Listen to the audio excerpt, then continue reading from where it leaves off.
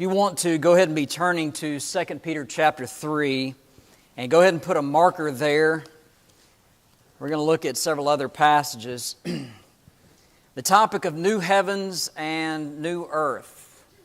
And there's a great deal made of these verses, a great deal of wonderment that surrounds these verses, a great deal of mystery probably that surrounds these verses, that gives way or has given way to many fanciful ideas. Certainly have been promoted and taught, and some of them very damaging in many ways. There are 4 passages of Scripture where you'll find the phrase, new heavens and new earth. One of those in particular, you will find new heaven and new earth, Revelation 21 and verse 1.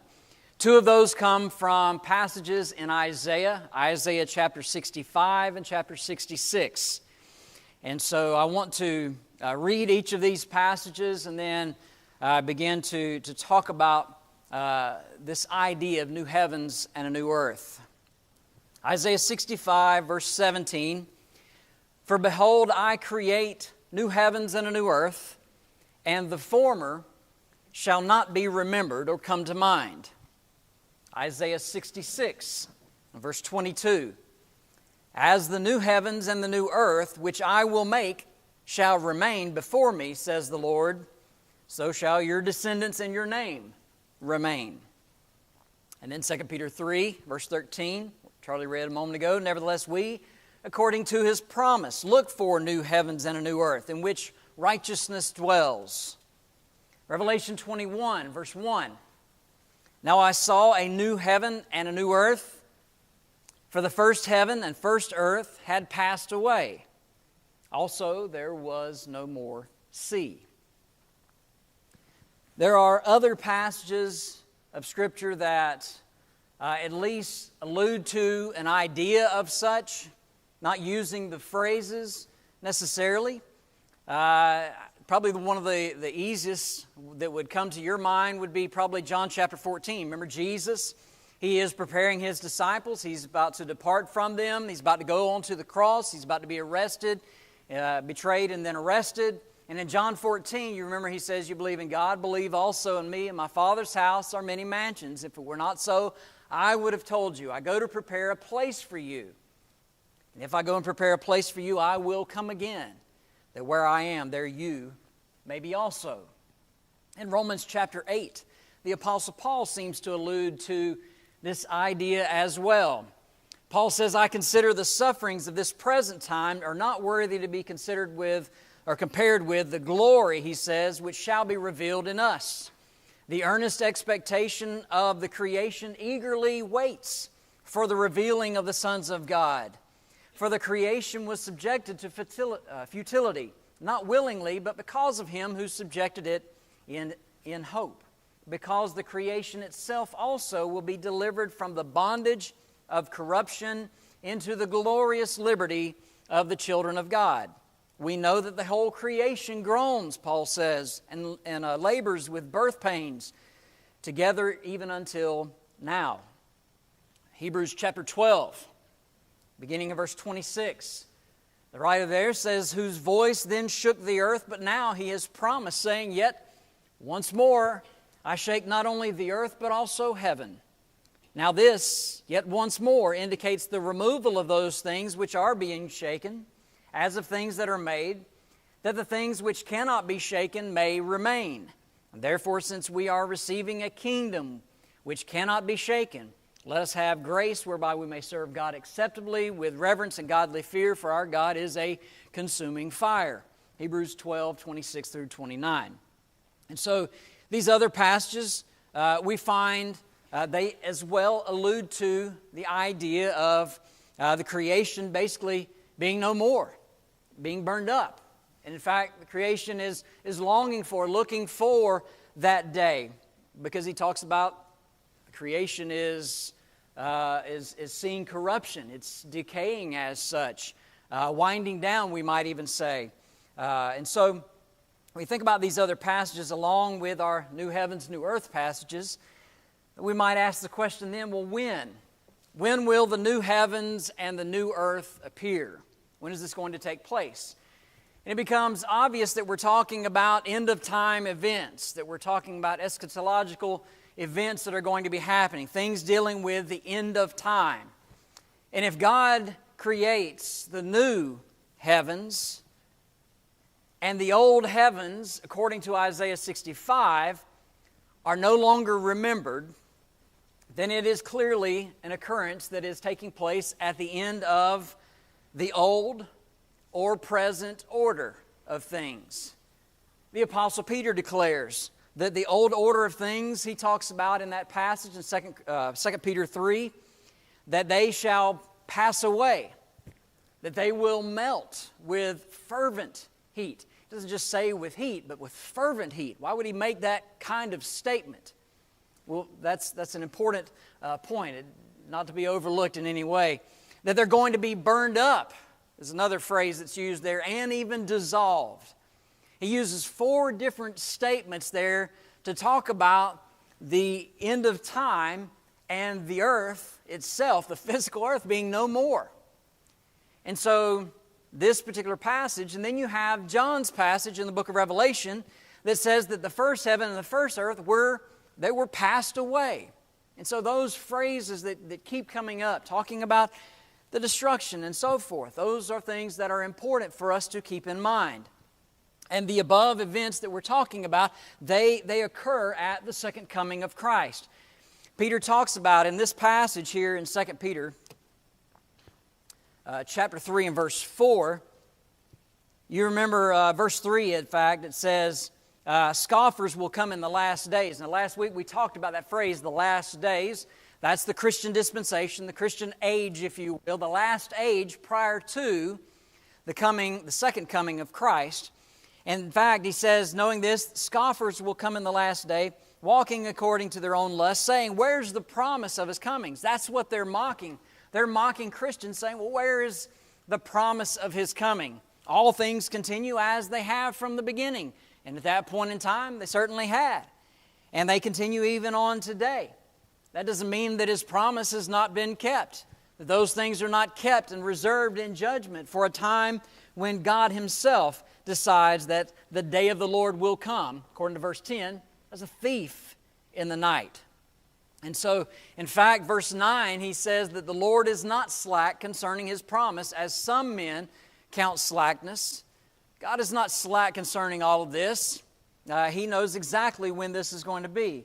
And so the day of the Lord will come as a thief in the night. And it says, in which the heavens shall pass away with a great noise. Interestingly, when you start thinking about that great noise that's taking place, the cataclysmic burning up and melting of all of the elements on the earth, all of those things that man has made upon the earth, being completely destroyed, it's going to make some noise. It's not going to be missed by anyone. And so such events, though, cannot be made to fit the premillennialist idea or their timetable or their theory. Premillennialists hold the view that human beings, along with the earth, its cities and its boundaries and so forth, they're going to survive the second coming and endure for a supposed 1,000-year earthly reign of Jesus that will be taking place. He'll be sitting on a throne in Jerusalem.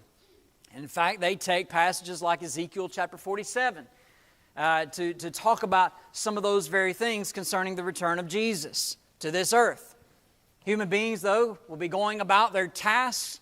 They'll be going about in the cities still, and rivers and even national boundaries will still all be in place according to their theory. They'll remain untouched. And the way that they try to explain this, basically, if you read some of their writings, is this fire is going to be kind of like a light brush fire, so to speak. It's going to burn up some things, but it's going to basically leave everything intact as it is, and those things will remain. And according to especially Jehovah's Witnesses and other premillennialists, the problem is to determine whether this particular text, 2 Peter chapter 3 and verse 10, they will cite a variant. And some of you will remember our class when we talked about how we got the Bible, and we talked about manuscript variants, the manuscripts that the Bible was basically translated from. Those manuscripts that were used, the manuscript evidence that we have is overwhelming and in abundance. Some almost 5,900 pieces of manuscript evidence that give us our Scriptures. Not only that, but they will take, and one of the things that you might remember that I talked about in that class is that when someone takes a variant, and a variant just means that, okay, here you have all of these different manuscripts, these different types of manuscripts, and over here, this particular word is being used in this passage, and it's used over and over here. And maybe one or more over here on this side, you have a couple of manuscripts that they've pulled out, and they say, well, there's a different word being used here, and that just is called a variant. There's a variation in the words that are being used. And so there's some type of difference that is there. There's any number of reasons why there might be a particular variant. So it's not necessarily a bad thing, but there is a variant in probably the 4 oldest manuscripts that we have access to. And so both the Vaticanus, the Sinaiticus, Alexandrinus, the Codex Alexandrinus, and then you have the Textus Receptus, which is what the King James was translated from. And so those particular 4, Textus Receptus not being one of the oldest, but those 4 oldest ones have a variant within it. And what's interesting in that is that if someone comes along and they basically base a whole doctrine based on a variant, we need to be suspect, okay? That's the problem here. We should be suspect. We should ask the questions, well, why? Why is there a variant? Why is there a different word being used? And in 2 Peter chapter 3 and verse 10, the phrase that is burned up in most of your translations, probably that you're reading, you'll find the phrase burned up. And in other translations, you might come across the word found or discovered. And so if you see those 2 words, then they typically go to a different translation for the committee chose to use those particular translations. Now, what does that mean for us when we look at these 2 words? Are we talking about being burned up or are we talking about being discovered? And that's really the question that's here.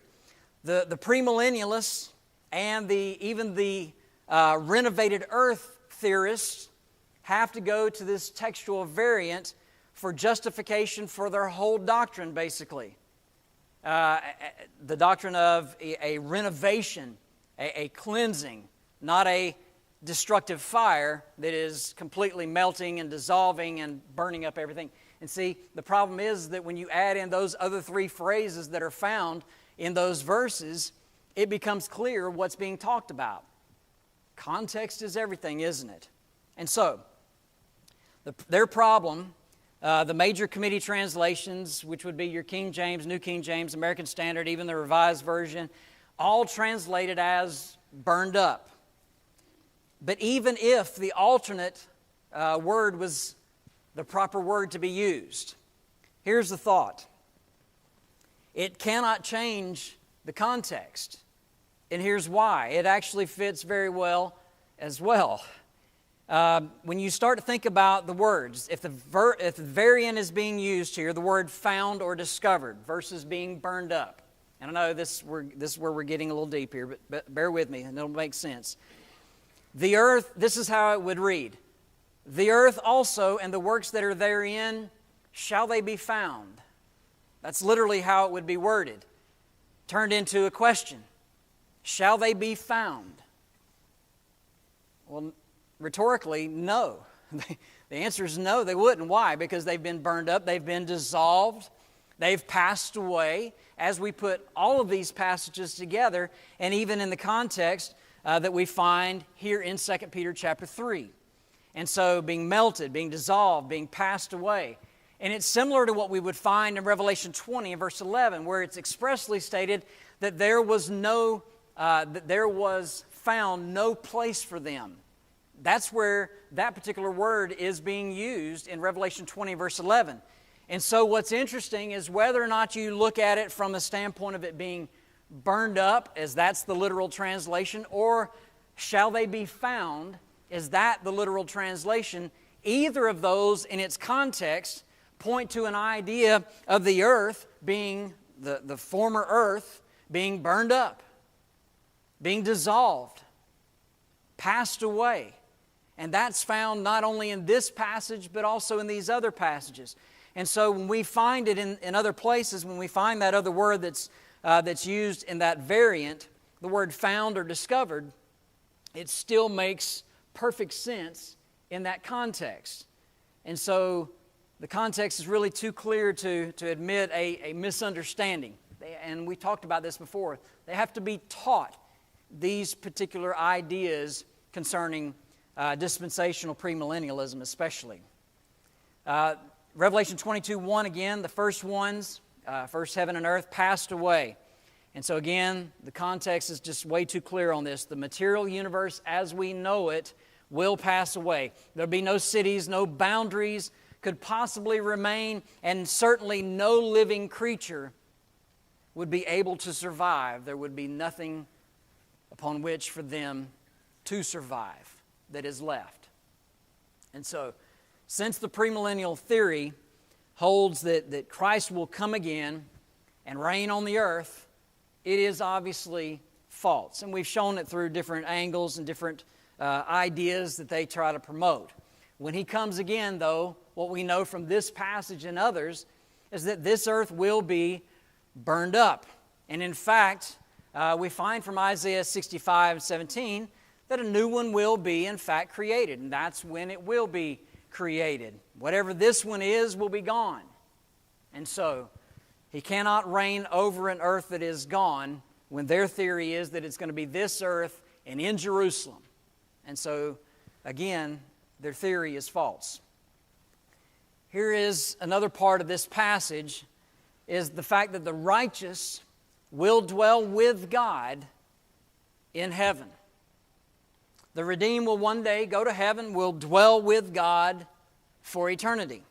We know that from numerous passages. But just simply going back to John 14 for a moment. In my Father's house are many mansions. If it were not so, I would have told you. I go to prepare a place for you. And therefore, if I go and prepare a place for you, I will come again, receive you unto myself, that where I am, there you may be also. That's the wording. That's what Jesus literally says. So the question is, well, where did He go? Where is the dwelling place of God? Wherein dwells righteousness, right? That's the phrase. It's not on this earth, whatever it is. It's somewhere else.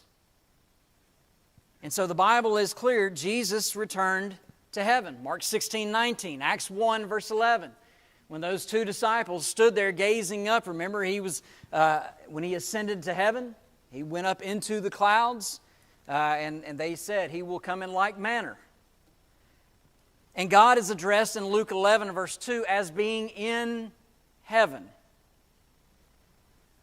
When Jesus comes again, according to what Paul wrote in 1 Thessalonians 4, verse 16, He will descend from heaven.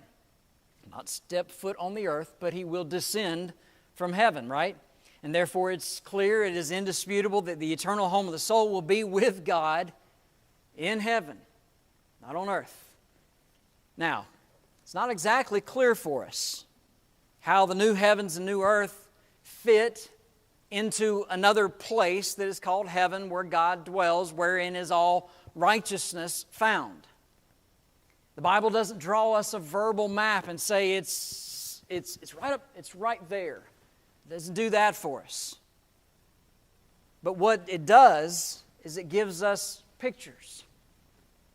In the Revelation passage, in fact, where it's mentioned, Revelation 21:1, about a new heaven, new earth, John declares in the very next verse that he saw the holy city, the New Jerusalem, coming down from God out of heaven. Well, that's an interesting phrase. And then in the next verse, verse 3, he says this, that the tabernacle of God was with men, and God would dwell with them and be their God. Is the new heaven and the new earth to be identified with this holy city that was let down out of heaven? Most likely. Contextually, that seems to be what it's pointing to. According to verse 1, and then you read verse 2, this holy city, the New Jerusalem, a place where the tabernacle of God was going to dwell with men. How so? Well, the future dwelling place of the redeemed, where God will dwell with man, seems to be the case. The intent of this passage, at least, in its context, seems to point to the fact that it is going to be coming down out of heaven. Why is that phrase there? That's a difficult one. But here's one thought that might help us. You remember John, as he is given this revelation, he's given these visions. On several occasions it says that he was in the Spirit, right? He's given this vision. And now he's given another vision. And this heavenly, or this holy city, the New Jerusalem, is being let down out of heaven. Why was it being let down or coming down out of heaven? One logical answer, I think, that helps us is that in order so that John might see it and write it down for us. You remember the Apostle Paul. He talks about, he knows a man, very vague about it. I know a man who was taken up into the third heaven, right? And he heard things that he could not repeat, in fact. But this, John was able to see. And it's if he was given a picture. And you remember I've talked about this before, that the book of Revelation is laid out almost like a panoramic photo, if you will. And so you have this panoramic viewpoint of all of these things. And it's not all a bunch of different things along the way. It's kind of a bunch of the same things. And so you kind of have sections where, okay, it's that first thing that we saw, okay, he's going through it again. And he's kind of adding some details to it. And maybe he's been shown a couple of other things. And then in another frame, if you will, or another part of that panoramic view over here, he's seeing basically some of the very same things, but yet there is a message of hope now, because that punishment is going to be given for those martyred Christians in the past, and so that's coming. And so what we have now to look forward to is new heaven and new earth. That new Jerusalem, that holy city, let down out of heaven. It was let down out of heaven for John to view so that he could show us, so that he could use language that we understand by inspiration to tell us something about it, to give us a picture of what it looks like. What is John seeing here? And so you think about this being let down or coming down out of heaven, having that picture so that he could write it for us. There's also other evidence that's given about a new heaven and a new earth, intended to describe for us a future dwelling place for the redeemed. And it would be illogical, contrary to reason and evidence, to support suppose that the idea of this new heaven and new earth would be so used in the future when what we have for us will be spiritual bodies, not physical bodies. Isn't that what Paul would talk about? When we would all be changed, right? He says, I'm going to show you a mystery, right? 1 Corinthians 15, verse 50 and following. This corruptible body must put on incorruption. Why? Because it's going to have to last. This body's not lasting. We're going to have to put on incorruption. We need a body that's going to be different. And that's what he begins to explain. And so there's going to be spiritual bodies, a place where God would dwell with the redeemed. And the fact that He is Spirit, He's not putting on flesh again to dwell on some physical earth. No, we're going to Him, a place where righteousness dwells. That's what the Bible points out for us. Isaiah declared that the new heavens and new earth shall remain before me, says the Lord. And so shall your seed and your name remain. And the remaining of the one there is coextensive of the remaining of the other. Their name remaining has to do with the fact that new heaven and new earth would remain. And so that's not going to be something that's going to wind down over time like this earth is doing, or that the universe is even doing. It's going to be something that is different, something that is eternal in its nature. And so these things are all, the place, the people, they're linked together in time and context of Scripture. And when people just open it up and start picking out what they want and picking and choosing what they want, they can come up with all kind of fanciful ideas, and certainly they have. But whatever it ultimately is, what we know from Peter is that the elements will melt with fervent heat and be dissolved. Dissolved. And so Jesus encouraged His apostles. He says, I'm preparing a place for you. And that easily harmonizes with the idea of yet some new world. And possibly it is now in preparation for us, taking place of this old world as we know it. And so keep those things in mind. So we talked about the beautiful bride of Christ, but what we get to look forward to is a beautiful home. The new heavens and new earth, described in terms that are, we talk about matchless beauty. Things that, again, John would write, the New Jerusalem, that holy city being let down out of heaven, and John being able to see those things, to see the beauty and the grandeur of it all, and then to express it in terms, by inspiration, words that we could understand, whether it be talking about how grand it is, the city that lies four square, or whether it's talking about all the jewels, or whether it's talking about a place that there's no sin, no night that is there, no sea, a place where God wipes away all tears. There's no sorrow, no death, no crying, no pain will ever come again. Why? Because we won't have these physical bodies. That's why. A place where jewels decorate the walls of the city, where gates of pearl are never closed, and the city itself is of pure gold. And so much so that it's almost as if you can see directly through it, in a sense. The New Jerusalem will be a place that is beautiful. It will be a place that is of beautiful service. I would say that few things in life are more beautiful than devoted, unselfish service for someone. And those who have been served in that way, they certainly would attest to that and understand how beautiful that is. And what Jesus says in Revelation 22, verse 3, His servants shall serve Him. His servants will serve Him. So that holy city, the New Jerusalem, will be a beautiful place. It's going to be a beautiful place of service.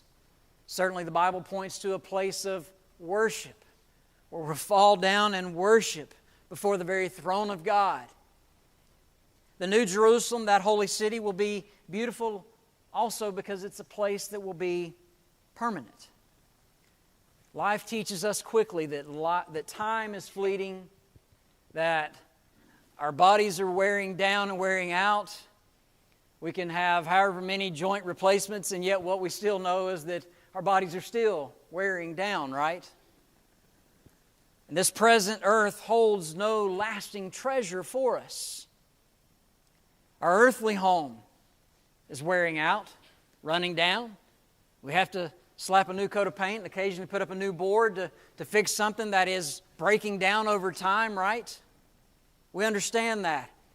But that holy city, the New Jerusalem, that is a place that is beautiful because it's a permanent place that has been preparing for us. A place where the soul never dies. The new heaven, the new earth, according to Isaiah, will remain. Isaiah 66 and verse 22. The righteous, they go into life eternal. When Jesus gave that picture of the judgment scene in Matthew 25, verse 46, the righteous, into life eternal. Paul declared that we would forever be with the Lord, 1 Thessalonians 4, verse 17. That we would forever be with the Lord. It's permanent. It's permanent. And so it's my conviction that this home being prepared, promised by Jesus, is found in that same phrase, the new heavens and new earth. And then with our new spiritual eternal bodies, we will reign with God for eternity. The idea is not some elegant mansion on the hilltop, but rather a secure, permanent, eternal home with God. That's heaven. That's what we get to look forward to. And so when someone comes along and starts twisting up the very doctrine of Christ, the very doctrine of God, to have some fanciful idea that we can't even know what heaven is going to be like, well, John writes quite a bit about it. But what we do know about it makes it a place that is beautiful and a place that we want to go, that we long for. A place beyond this world with all of its pains, with all of its difficulties, with all of its temptations. And John writes that those things, the former things, they're all passed away. They're gone. Something to look forward to. New heavens, new earth. And so when the Bible paints this picture for us, reminding us, Jesus did, Matthew chapter 6, a place where the righteous are laying up their treasure, not here on earth, where rust and things like that, where they corrupt, things that are left behind on the earth, and things that ultimately will be dissolved, melted, burned up with fervent heat. Those things, they're not satisfying. And as much of those things that John might write to draw our attention to the beauty of heaven, God certainly has made it clear for us through His Word that what is waiting there is Him.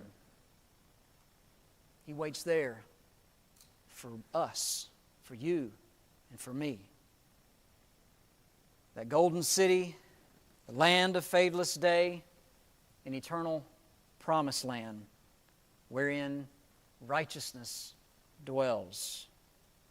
Are you prepared for it? That's the question for us. Peter says that in this context, doesn't he? What manner of persons ought you to be in holy conduct and godliness? Knowing this, Peter asks this question, knowing all of these things, that the earth is going to be no more, that there will be a new heaven, new earth, a place where God dwells, where righteousness dwells. There we will forever be with the Lord. What manner of people should we be in our lives? That's the question for us tonight as we close and think about new heaven, new earth. Are you prepared for that place? Have you put on Christ in baptism, and are you living faithfully to Him now? If there's a way that we might help or encourage you this evening, come forward while we stand, while we sing.